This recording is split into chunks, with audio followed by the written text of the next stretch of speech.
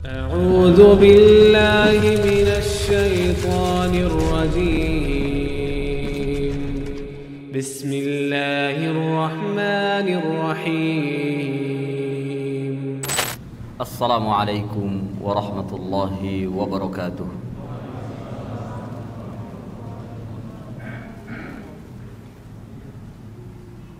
الحمد لله نحمده ونستعينه ونستغفره ونعوذ بالله من شرور أنفسنا ومن سيئات أعمالنا. من يهده الله فلا مضل له ومن يضلل فلا هادي له. أشهد أن لا إله إلا الله وحده لا شريك له وأشهد أن محمدا عبده ورسوله. اللهم صل وسلم وبارك على نبينا محمد وعلى آله وأصحابه ومن سار على نهجه إلى يوم الدين. أما بعد. إخواني وأخواتي في الله أعزني الله وإياكم. Kita lanjutkan kajian kita dari pembahasan Sahih Fiqh Sunnah karya Syekh Abu Malik Kamal bin Said Salim.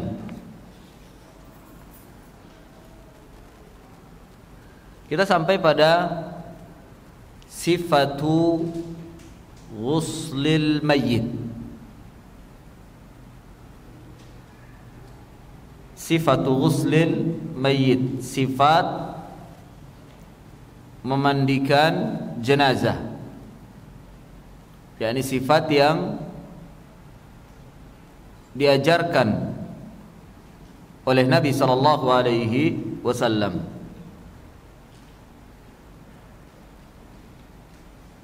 Syekh Abu Malik berkata, al-umdatu fi hadzal bab hadithu Ummi Atiyah radhiyallahu anha.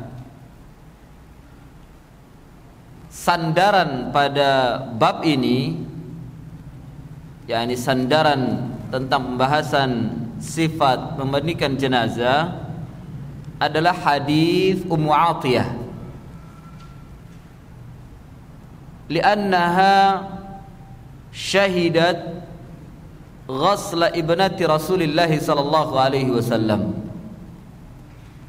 Karena beliau menyaksikan pemandian anaknya Rasulullah sallallahu alaihi wasallam. Bahkan bukan hanya menyaksikan, justru beliaulah, yakni Ummu Atiyah, sebagai pelakunya yang memandikan jenazah. Sudah saya sampaikan bahwa di setiap bab dalam pembahasan kaifiyat, tata cara ibadah yang diajarkan oleh Nabi sallallahu alaihi wasallam, biasanya ada hadis-hadis yang dikatakan dengan hadis umdah, yakni hadis yang dijadikan sebagai sandaran. Ini saya ulang lagi biar mengingat kembali, hadis yang dijadikan sebagai sandaran. Contohnya hadis salat yang dijadikan umdah atau sandaran. Ini hadisnya siapa? Sifat salat Nabi. Ada dua hadis di sana. Yang pertama hadisnya Wa'il bin Hujr. Yang kedua hadis musii'us salatihi. Hadis orang yang rusak salatnya. Ini dua hadis sandaran yang dijadikan sebagai, oleh para ulama, dijadikan sebagai umdatu al-ibadah. Adapun hadis-hadis yang lain sebagai pelengkap menyempurnakan, ya, karena bentuknya berupa potongan-potongan untuk melengkapi apa yang kurang pada hadis tersebut. Ya, ini hadis salat. Kemudian hadisnya zakat, hadis tentang zakat. Kemarin sudah ada yang menyebutkan itu. Hadis siapa yang dijadikan sebagai umdah? Abu Bakar As-Siddiq radhiyallahu an. Hadisnya Abu Bakar As-Siddiq yang dijadikan sebagai umdah, yang lainnya hanya melengkapi. Tentang haji, hadisnya siapa yang dijadikan sebagai umdah? Jabir, ahsan, Jabir ibn Abdullah radhiyallahu an. Yang lainnya, hadis-hadis yang datang dari sahabat yang lainnya dijadikan sebagai pelengkap atau penyempurna dari ibadah yang diajarkan oleh Nabi sallallahu alaihi wasallam. Ya, dan demikian seterusnya, termasuk di dalam sifat memandikan jenazah yang dijadikan sebagai umdah adalah hadisnya Ummu Atiyah. Bila ada hadis-hadis yang lain sebagai pelengkap, ya, untuk menyempurnakan hadisnya Ummu Atiyah. Ya, ini perhatikan.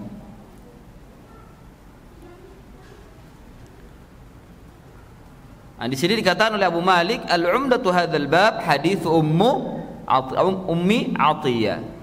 Yang dijadikan sebagai sandaran tentang memandikan jenazah adalah hadisnya Ummi Atiyah. Naam.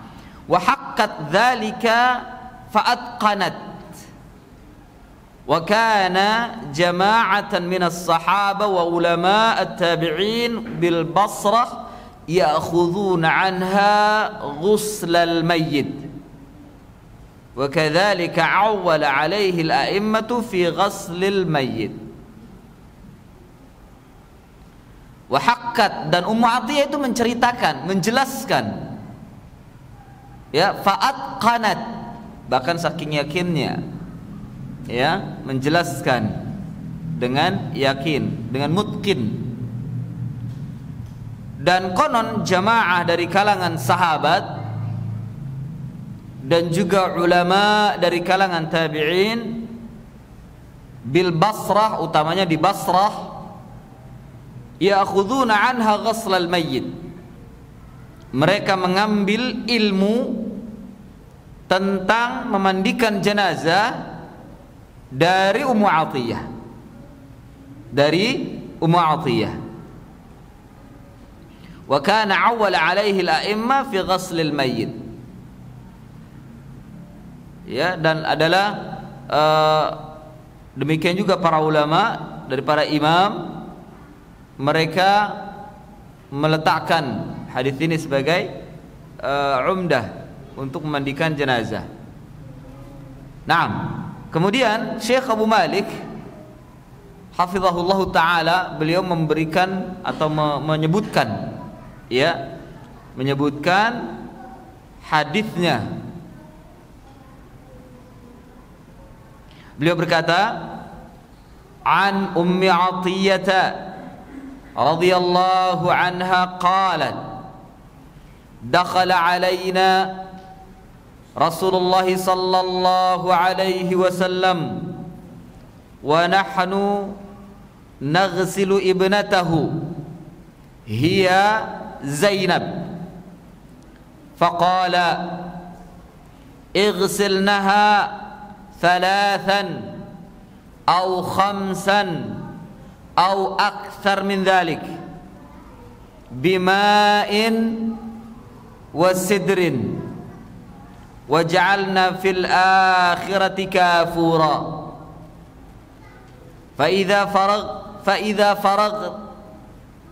فإذا فرغتنا فآذنني فلما فرغنا آذناه فألقى إلينا حقوه فقال أشعرنها إياه. وفي لفظ اغسلنها وترا وفيه ثلاثا أو خمسا أو سبعا وفيه وبدأنا bimayaminiha wa mawadhi'al wudu'i minha. Wa fihi anna Umma Atiyata qalat wa masatnaha thalatha qurunin. Na'am, terjem.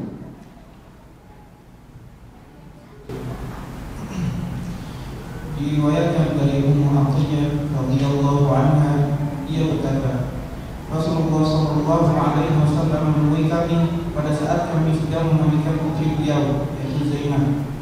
Dia mengatakan, mandikanlah ia 3 kali, 5 kali atau lebih dari itu dengan air dan daun bidara, dan pada siraman terakhir campurlah air dengan kabut halus. Jika kalian sudah selesai, maka beritahukanlah kepadaku. Jika sudah selesai, kami pun memberitahukannya kepada beliau. Kemudian beliau melemparkan kepada kami kain sarungnya seraya mengatakan, bungkuslah ia dengan kain tersebut. Dalam redaksi lain, mandikanlah dengan bilangan ganjil yang di dalamnya disebutkan 3 kali, 5 kali atau 7 kali. Di dalamnya juga disebutkan mulailah dari tubuh sebelah kanannya dan anggota-anggota wudunya. Dan di dalamnya juga disebutkan bahwa Ummu Atiyah mengatakan kami menyisirnya dan mengepalnya dengan 3 kepala. Iya. Ini sifatu ghaslil janazah, ghaslil mayit. Sifat memandikan jenazah. Jadi Ummu Atiyah radhiyallahu anha beliau berkata, masuk kepada kami Rasulullah sallallahu alaihi wasallam sedangkan kami sedang memandikan anaknya, yaitu Zainab binti Rasulullah sallallahu alaihi wasallam. Dan Zainab ini adalah anaknya Nabi dari istri beliau yang pertama, yaitu Khadijah. Anaknya Khadijah. Kakaknya Fatimah binti Rasulullah. Kakaknya Fatimah binti Rasulullah sallallahu alaihi wasallam. Dan konon Fatimah adalah anak perempuannya yang terakhir. Anak perempuannya yang terakhir. Adapun anak laki-lakinya yang terakhir adalah Abdullah, yang terkenal dengan sebutan At-Tahir atau At-Tayyib, Abdullah. Jadi anaknya Rasulullah itu 6. Anaknya Rasulullah ada 6. Semuanya dari Khadijah, kecuali Ibrahim. Ya, kalau ditambah Ibrahim jadi 7. Dari Maria Qibtiyah. Nah, ini yang meninggal Zainab. Yang meninggal namanya Zainab. Faqala, lalu Nabi sallallahu alaihi wasallam bersabda, "Ighsilnaha thalathan." Mandikanlah ia 3 kali. Mandikanlah ia 3 kali. Lihat, yang memandikan bukan Rasulullah. Yang memandikan bukan Rasulullah. Tapi siapa tadi? Ummu Atiyah. Ya. Padahal antara Rasulullah dengan Zainab mahram bukan? Mahram. Ya, akan tetapi bukan itu permasalahannya, bukan mahram atau tidak. Tapi permasalahannya adalah Nabi laki-laki, anaknya ini perempuan. Laki-laki tidak boleh memandikan perempuan. Laki-laki tidak boleh memandikan perempuan. Ya. Kemudian igsilnaha thalathan aw khamsan aw akthar min dhalik, atau lebih daripada itu, bima'in wasidrin, dengan air dan daun bidara, air yang dicampur dengan daun bidara. Di sini kaifiatnya, bagaimana mencampurkannya, ini bermacam-macam caranya. Tidak ada kaifiat tertentu bagaimana mencampurnya. Tapi yang kebanyakan yang dilakukan, daun bidaranya itu diulek, ditumbuk. Karena yang datang dalam hadis itu Nabi memerintahkan untuk menghancurkannya di antara dua batu.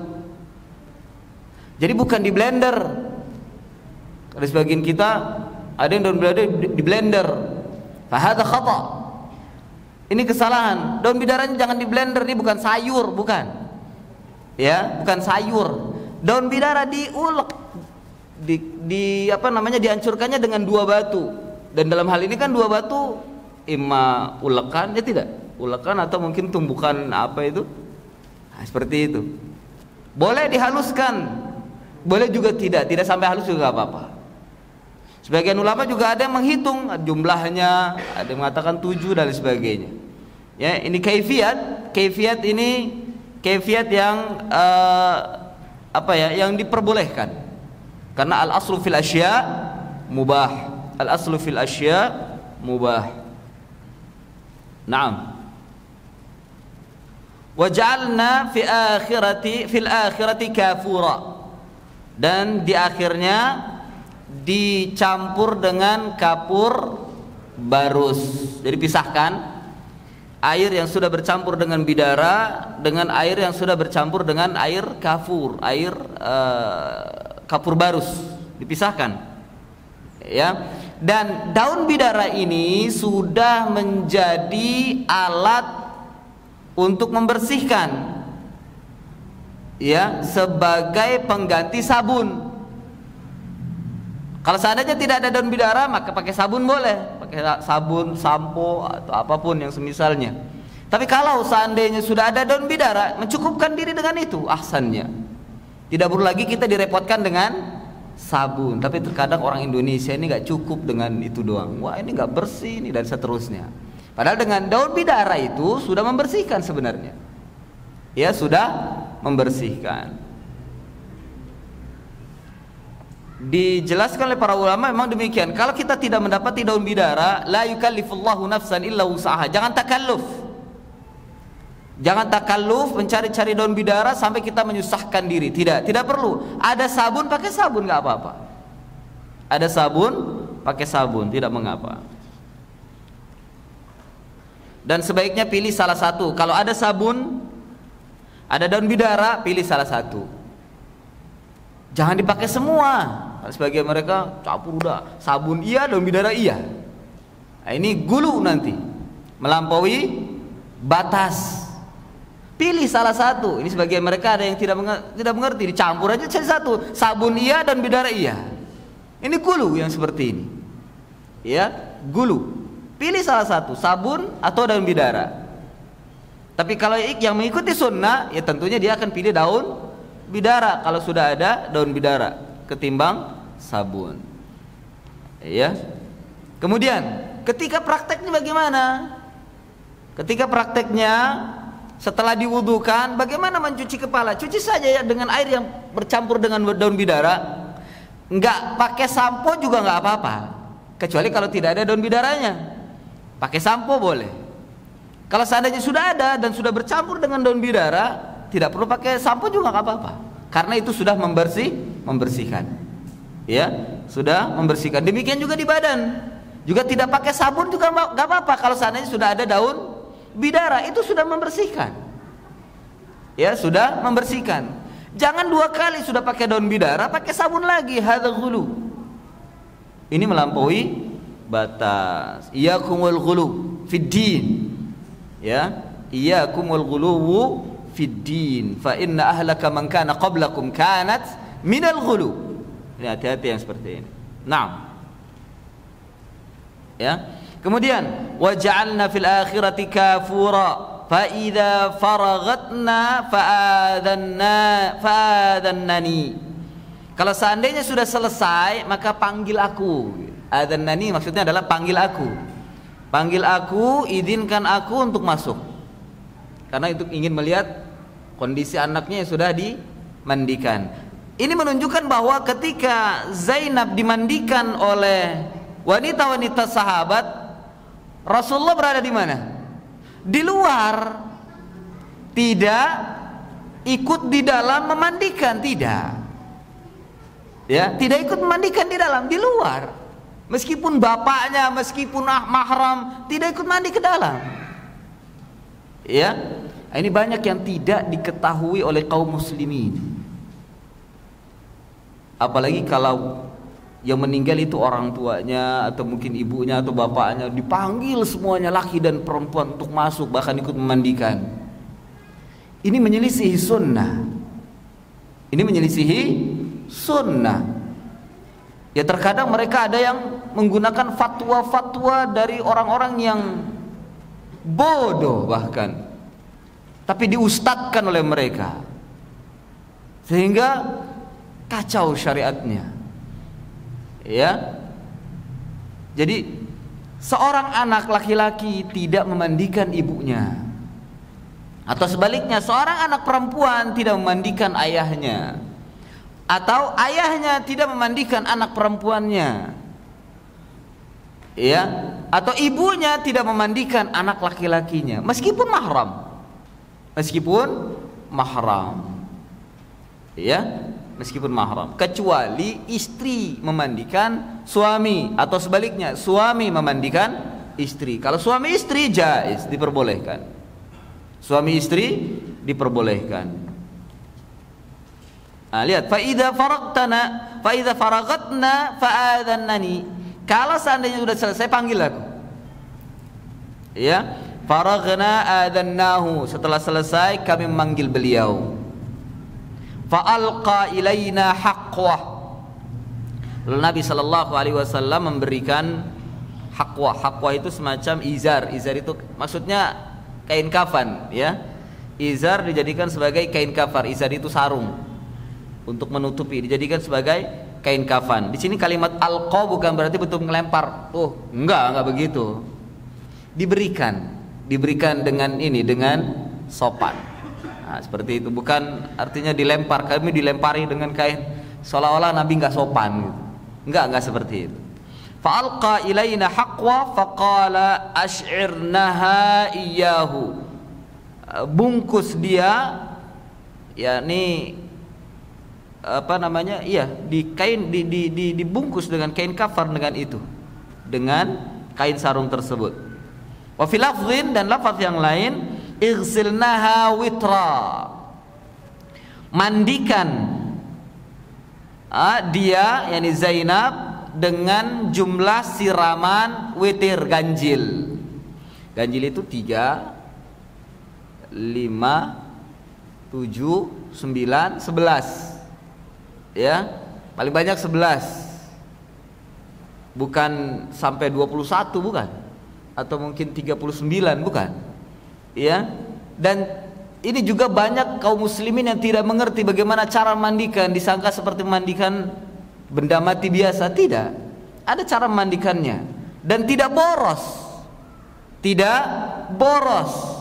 Karena sebagian kita ini ketika meninggal dunia, airnya sampai berbak-bak, masya Allah. Bahkan mungkin pakai selang. Ini juga tidak mengikuti apa yang diajarkan oleh Rasulullah SAW.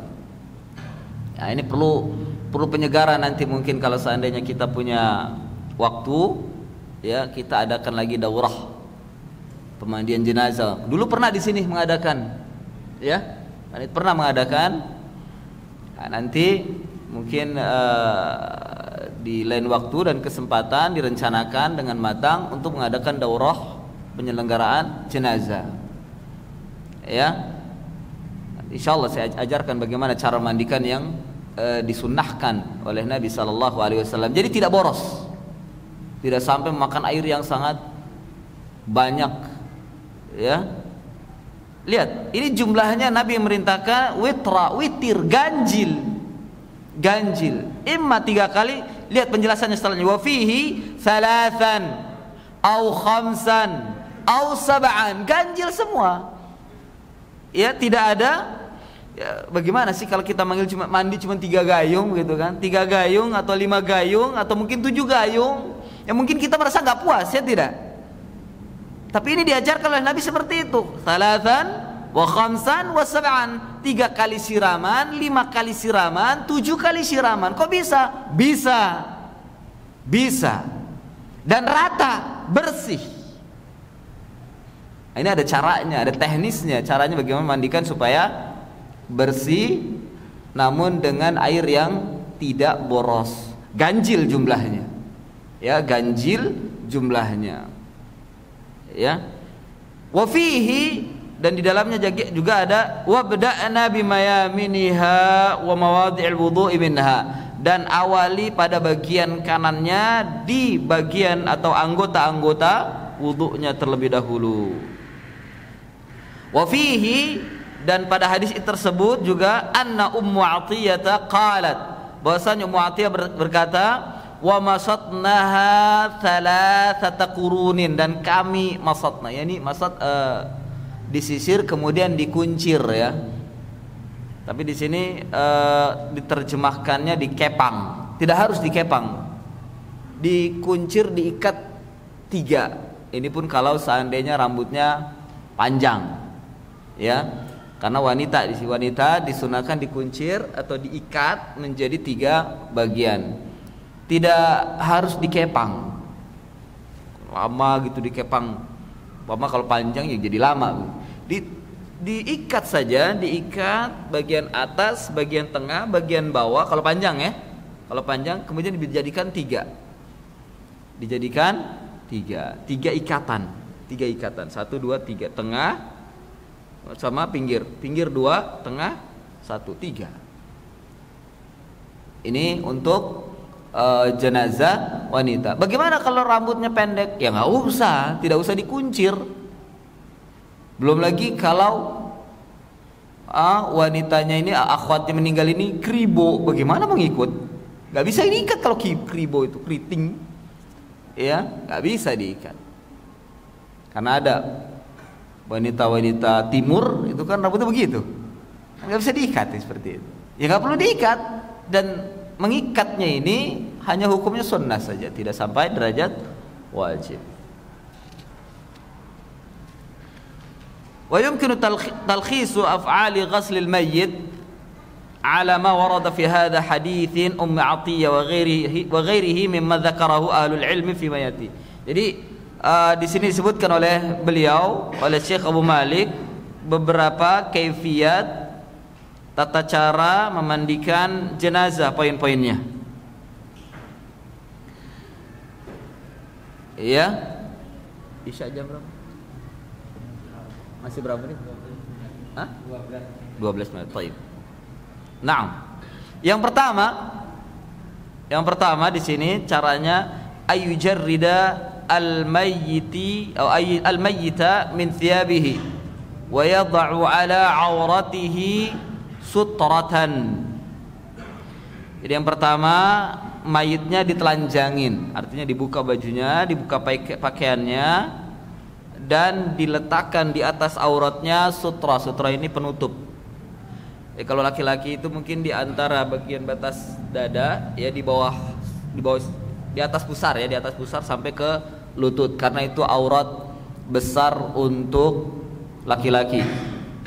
Ya, kalau wanita dari bawah leher ya sampai ke bawah lutut. Sampai ke bawah lutut.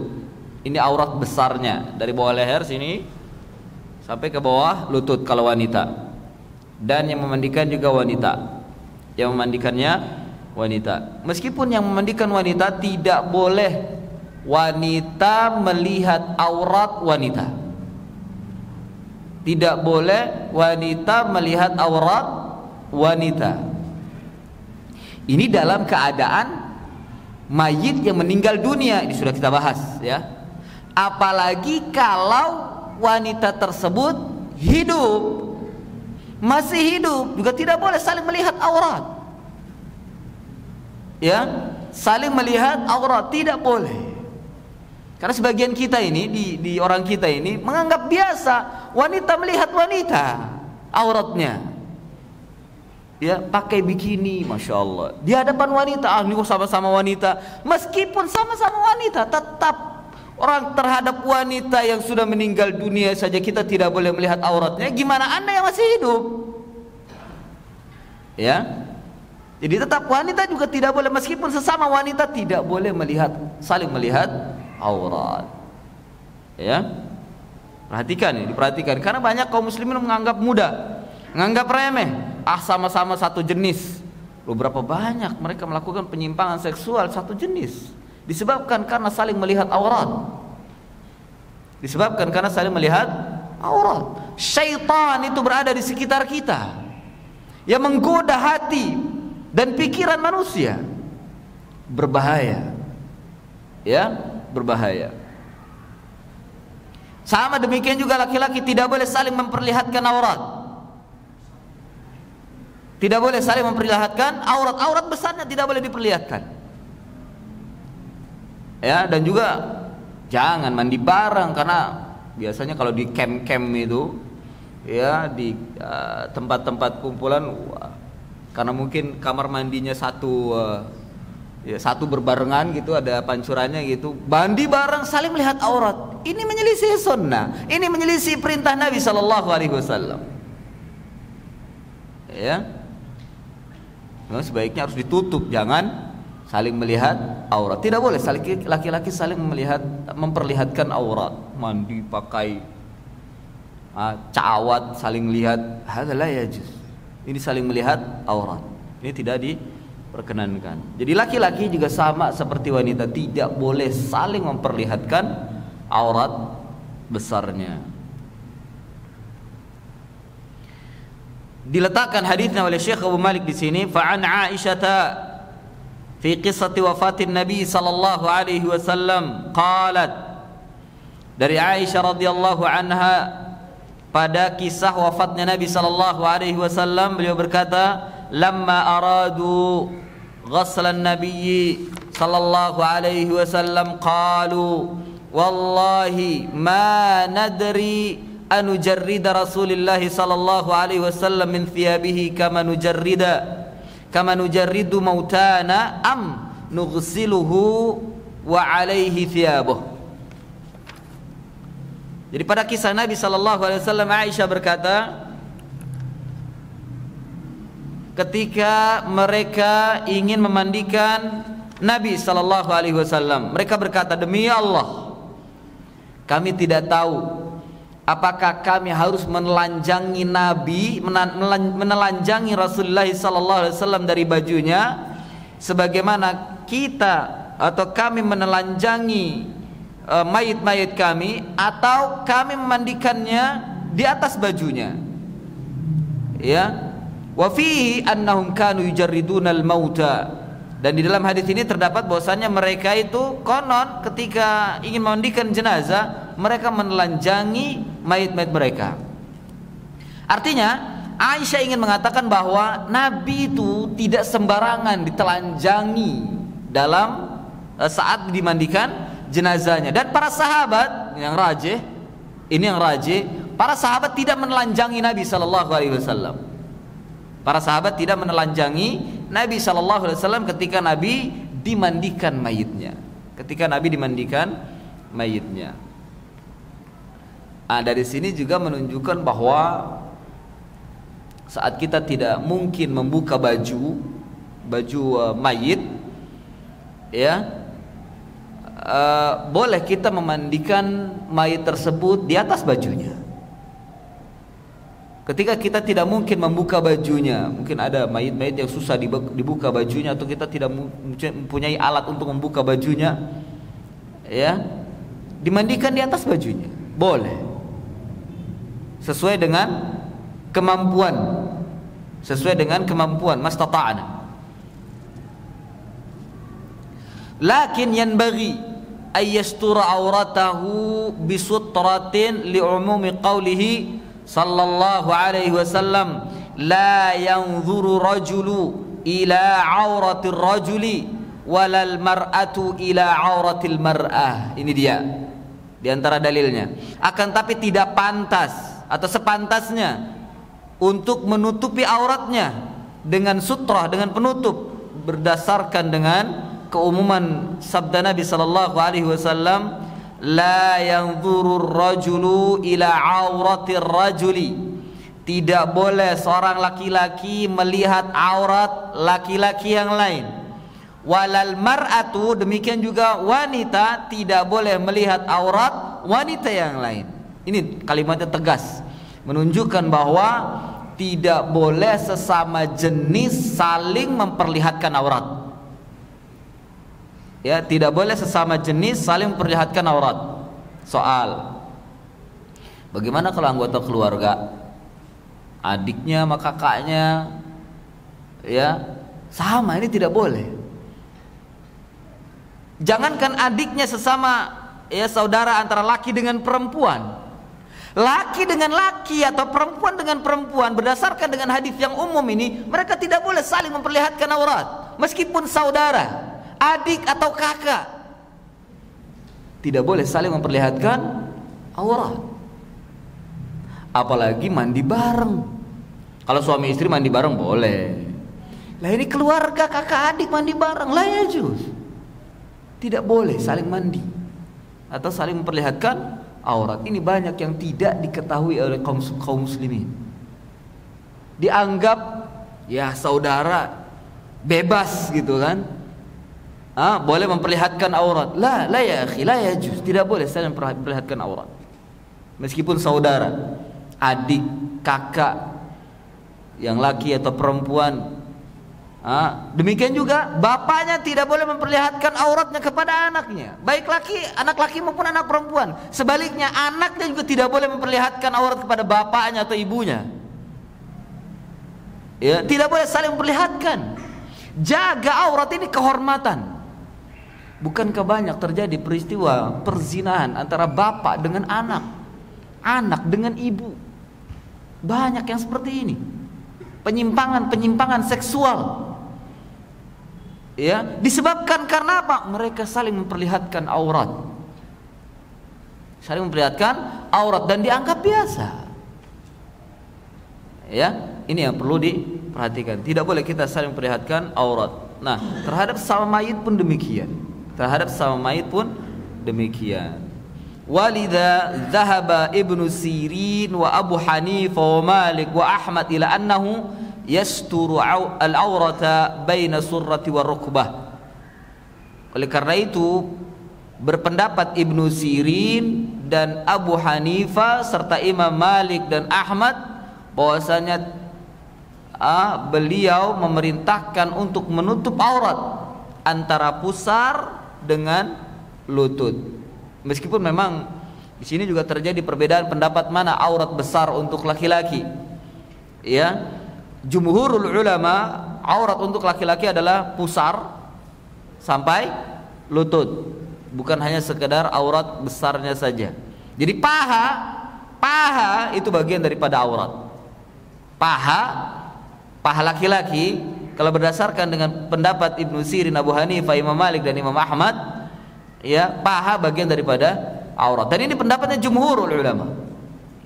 Jadi tidak boleh memperlihatkan paha kepada, meskipun pada laki-laki. Ya, meskipun pada laki-laki, sama laki-laki tidak boleh saling memperlihatkan pahanya karena bagian daripada aurat. Naam. Isya. Baik. Naam.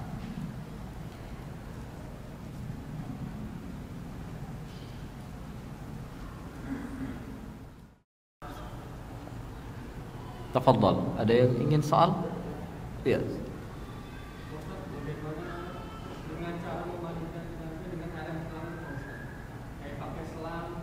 Iya. Diulangi.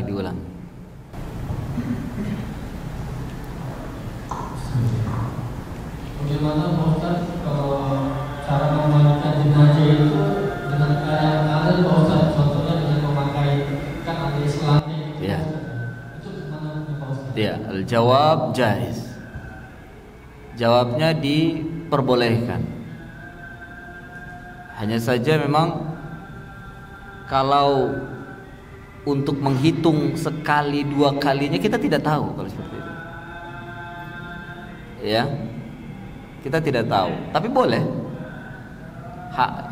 Untuk lebih sunnahnya tidak menggunakan air mengalir, pakai gayung. Itu lebih sunnah. Karena hukumnya memandikan dengan cara itu, dengan pakai gayung, tidak hukumnya sunnah, tidak sampai pada derajat wajib.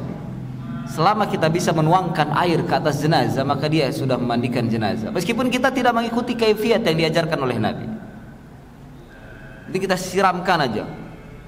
Sudah memandikan jenazah, atau mungkin kita jenazahnya ini mungkin sudah tidak mungkin lagi dimandikan secara tadi, ritual tadi. Kita hanya sekedar mengangkat, kemudian kita celupkan ke kolam umpama, kemudian diangkat lagi, itu sudah memandikan jenazah. Kita celupkan saja umpama, ya, karena mungkin kalau disentuh jenazahnya ini kulitnya lepas kah atau apalah, ya, sudah rapuh kulitnya, kayak seperti orang yang tenggelam di laut gitu. Dicelupkan saja dengan air bersih, atau mungkin air yang bercampur dengan air kapur baru, satu air daun bidara. Kemudian setelah itu diangkat, sudah memandikan jenazah. Sudah memandikan jenazah. Hanya saja memang yang lebih afdal mengikuti apa yang diajarkan oleh Rasulullah sallallahu alaihi wasallam. Naam. Ya, fadal. Ya, silakan Pak Qadir.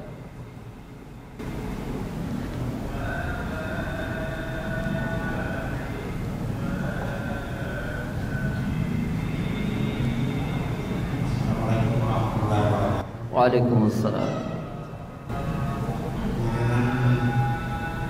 Dengan canggih yang teknologi sekarang Pak, bagaimana kalau misalnya banyak manusia yang mengganti kelaminnya itu, bagaimana itu nanti kalau nikahnya orang yang mengganti kelaminnya itu, siapa yang menggantikan? Gimana? Banyak orang yang mengganti kelamin. Mengganti kelamin. Iya. Dari laki ke perempuan atau perempuan ke laki? Iya. Apakah dia perempuan, apakah dia laki-laki gitu ya? Ada memang itu yang demikian memang ada, dan fatwa ulama dikembalikan kepada asalnya. Kalau dia laki-laki, ya dikembalikan kepada laki-laki. Cuman jadi permasalahan gimana dengan artis si fulan itu yang sudah mengganti. Ada juga yang berpendapat bahwa gender itu terkadang bisa dirubah, tergantung dia arahnya kemana. Cuman saya belum pembahasan ini belum terlalu mendetail, belum mengetahui bagaimana fikihnya. Teman saya membahas tentang masalah ini dari Al-Furqan, membahas tentang masalah ini. Cuman fikihnya atau kaidahnya saya belum tahu.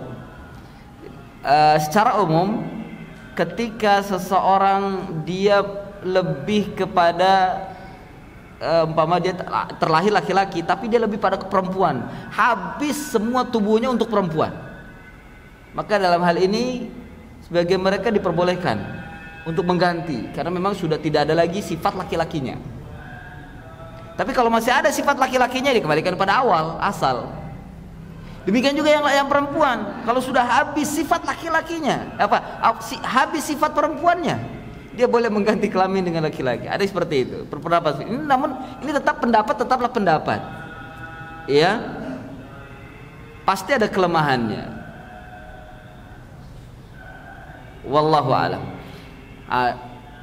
Sebagian ulama mengembalikan kepada asalnya. Laki-laki dimandikan dengan laki-laki, kalau dia perempuan dimandikan dengan perempuan. Gitu. Wallahu a'lam. Iya. Iya. Itu kalau auratnya apa dibar seperti itu? Aurat jenazah. Iya. Iya. Dipegang maksudnya begitu. Disesuaikan dengan kebutuhan. Kalau memang harus disucikan, dibersihkan, maka dibersihkan, boleh. Diperbolehkan, tapi tidak melihat. Tetap di bawah siter, di bawah sutra. Dibersihkan. Tapi kalau seandainya tidak perlu dibersihkan, ya sudah siram saja. Disiram sebutuhnya, setelah itu selesai. Dan sudah suci insyaallah. Tapi terkadang kan kita pijit dulu ya, tidak? Supaya keluar kotorannya, ya kita mau tidak mau harus membersihkan duburnya, ya kan? Mau tidak mau harus membersihkan kubulnya, ya tidak? Nah itu ya harus disentuh, memang harus disentuh, ya. Makanya tidak boleh laki-laki memandikan perempuan, perempuan memandikan laki-laki karena diantaranya harus menyentuh itu untuk dibersihkan. Ya laki-laki tidak boleh menyentuh kemaluan perempuan. Sebaliknya perempuan tidak boleh menyentuh kemaluan laki-laki meskipun dia dalam keadaan mayit. Kecuali suami dan istri. Suami dan istri. Wallahu a'lam. Nah, iya. Bapak. Iya. Di sini fenomena yang terjadi hukum anak memandikan seorang anak perempuan memandikan seorang ayah yang haram, begitu juga sebaliknya. Iya. Cuma di sini kan kita terjadi yang memandikan misalkan mayat ayahnya yang meninggal. Di terakhir itu anak perempuan itu kadang dipanggil untuk menyiram, maksudnya yang terakhir. Kita itu tempatnya ditutup. Bagaimana? Iya.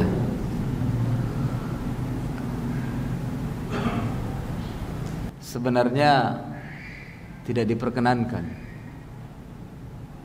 Ya. Tapi dilihat lagi kondisi masyarakat gimana.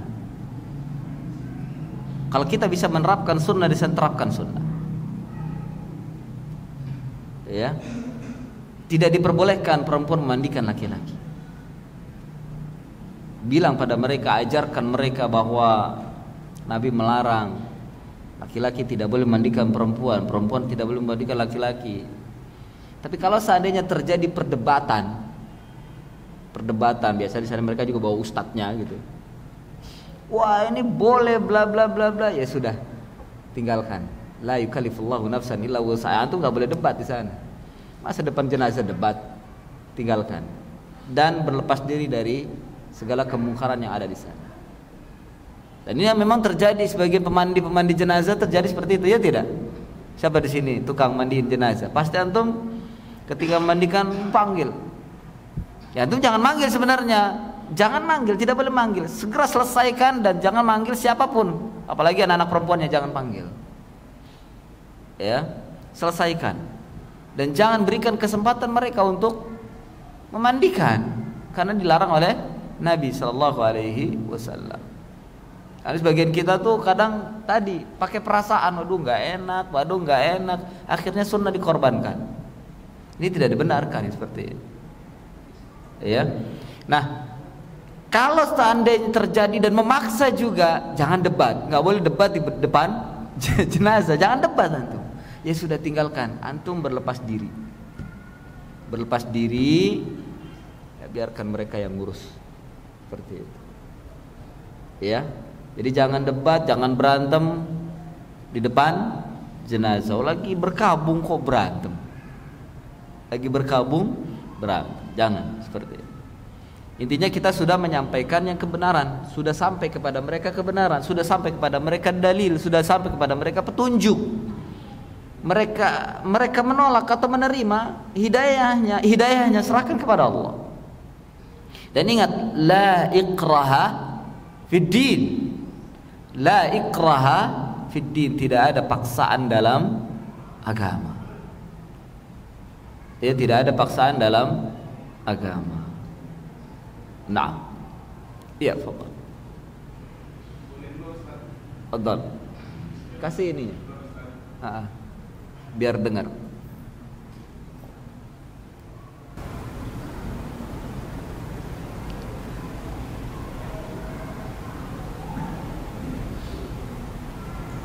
Bismillah. Yang pertama Ustaz, pekan yang lalu kita telah membahas masalah pemandian jenazah yang dikatakan bahwa kita dilarang memandikan kalau tidak mengilmui. Tidak? Mengilmuinya. Ya, karena memandikan jenazah bagian daripada ibadah. Betul. Gimana kalau misalkan Ustaz yang terjadi sekarang ini biasanya ada diadakan khusus singkat sebelum memandikan Ustaz. Ya dipanggil terus kita dikumpulkan, dikasih khusus singkat kemudian melaksanakan. Itu yang pertama Ustaz, apa betul boleh? Ya. Yang kedua, apakah memandikan jenazah kepada ayah kepada seorang anak perempuannya ini berlaku juga kepada maksudnya kepada anak wanita yang belum balik Ustaz? Ini masih anak-anak belum balik. Apakah itu termasuk dilarang Ustaz? Naam, barakallahu fikum, jazakallahu khair. Bagus pertanyaannya. Yang pertama apa tadi? Kursus singkat. Ini sangat bagus sekali kalau memang bisa memberikan kursus singkat. Artinya ketika di tempat orang yang terkena musibah, ya, kemudian ada yang ingin memandikan, ternyata dia belum berilmu, atau kita tidak ada nih yang memandikan kecuali mungkin satu orang dan perlu bantuan. Nah, orang-orang yang ingin mandikan, ingin membantu, diberikan arahan, diberikan ilmu. Dan memang demikian seharusnya. Bukan dibiarkan dia, yang penting dia ikut, tidak. Berikan arahan dan ilmu. Karena ilmu ini penting untuk memandikan jenazah. Al-ilmu qabla al-qawli wal amal. Ini manhaj. Ini manhaj ahlu sunnah, manhaj salafi. Al-ilmu qabla al-qawli wal amal. Ilmu terlebih dahulu sebelum berkata dan beramal. Nah, segala sesuatu dengan ilmu, termasuk memandikan jenazah. Boleh kalau memang ada yang mampu, atau mungkin antum mampu memberikan arahan, memberikan pendidikan, memberikan ilmu kepada mereka secara ringkas, dan mereka paham. Tentunya bukan hanya sekedar memberikan arahan, tapi mereka juga paham. Mereka paham untuk membantu, untuk memandikan secara apa yang diajarkan oleh Rasulullah SAW. Itu bagus sekali, sangat bagus sekali. Ya, itu yang pertama. Mungkin kondisinya aja, mungkin kita perlu mengkondisikan dengan baik. Ya, mengkondisikan dengan baik supaya tidak terganggu dalam arahannya bagaimana. Itu perlu ada teknisnya untuk mengkondisikan mereka. Kemudian yang kedua, bagaimana memandikan anak yang belum balik, usianya masih tamyiz. Sudah kita bahas ini, terjadi perbedaan pendapat para ulama. Namun boleh seorang ibu memandikan anak laki-laki, akan tetapi belum pada usia tamyiz. Belum pada usia tamyiz. Apa usia tamyiz? Belum mengerti mana yang baik, mana yang buruk. Kalau bahasa kita mungkin batita atau balita, itu belum usia tamyiz.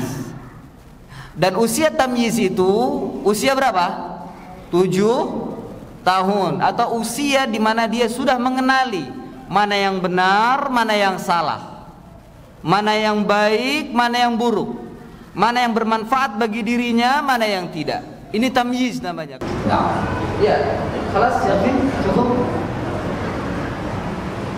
Ya, sampai di sini kajian kita, mudah-mudahan ada manfaat. Insyaallah pada pertemuan akan datang kita lanjutkan. Wassallallahu ala nabiyyina Muhammadin wa ala alihi wa sahbihi ajma'in. Subhanallah wa bihamdihi, asyhadu an la